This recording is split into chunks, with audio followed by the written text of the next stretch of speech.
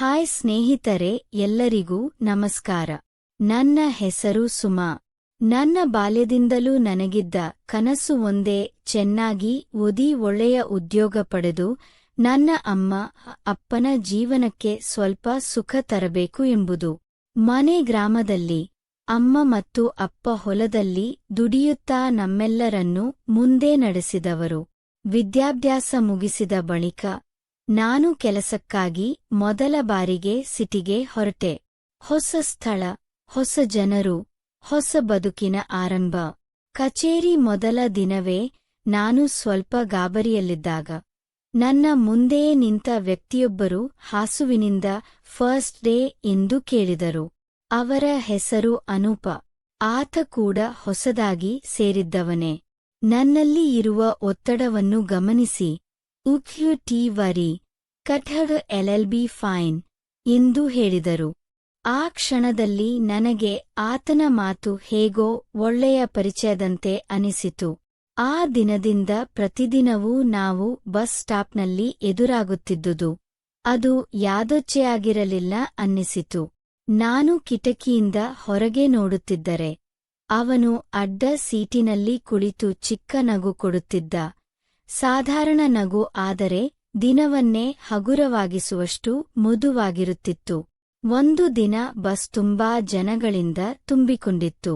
ನಾನು ನಿಲ್ಲಲು ಜಾಗ ಹುಡುಕುತ್ತಿದ್ದಾಗ ಅನೂಪ ತಕ್ಷಣ ತನ್ನ ಸೀಟ್ ಬಿಟ್ಟು, ನೀನು ಕುಳಿ, ನಿನಗೆ ನಿಲ್ಲೋದು ಅಸೌಕರ್ಯ ಆಗ್ತಿದೆ ಅನ್ನಿಸುತ್ತದೆ ಎಂದ.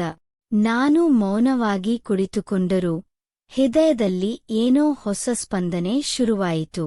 ಅವನ ನಡೆಗಳಲ್ಲಿ ಅತಿಯಾಗಿಲ್ಲ, ಅತಿಯಾದ ಮೃದುವಿಲ್ಲ, ಸಾಧಾರಣ ಆದರೆ ಮನಸ್ಸಿಗೆ ಹತ್ತಿರವಾಗುವಂಥದ್ದು. ಕಚೇರಿಯಲ್ಲಿ ನಾವು ಒಂದೇ ಪ್ರಾಜೆಕ್ಟ್ಗೆ ಆಯ್ಕೆಯಾದ ನಂತರ ಮಾತುಕತೆ ಸ್ವಲ್ಪ ಹೆಚ್ಚಾಯಿತು.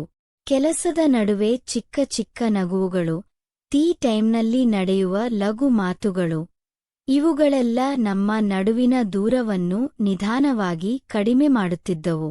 ಒಂದು ದಿನ ನನ್ನ ಊಟ ನೋಡಿದಾಗ ಅವನು, ನಿನಗೆ ಮನೆಯಲ್ಲಿ ಮಾಡಿದ ಊಟದ ರುಚಿ ಚೆನ್ನಾಗಿದೆ ಅನ್ನಿಸುತ್ತದೆ ಎಂದು ಅಕ್ಕರೆಯಿಂದ ಹೇಳಿದ.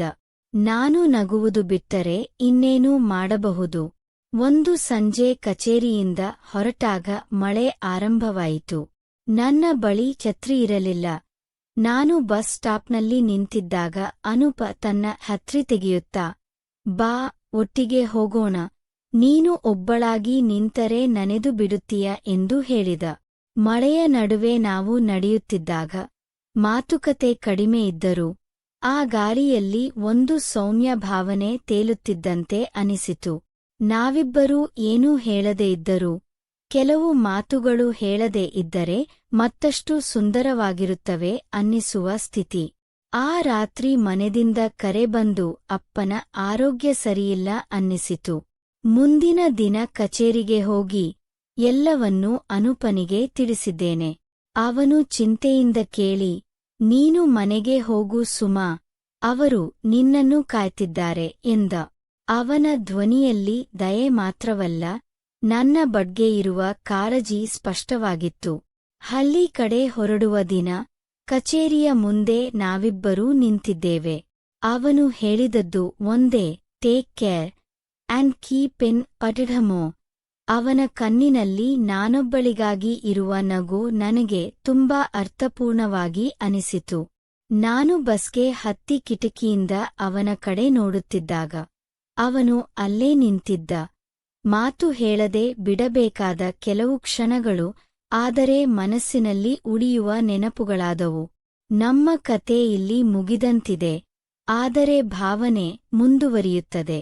ಮುಂದೇನಾಗುತ್ತದೋ ಸಮಯವೇ ಹೇಳಬೇಕಾಗಿದೆ. ಧನ್ಯವಾದಗಳು ಸ್ನೇಹಿತರೆ.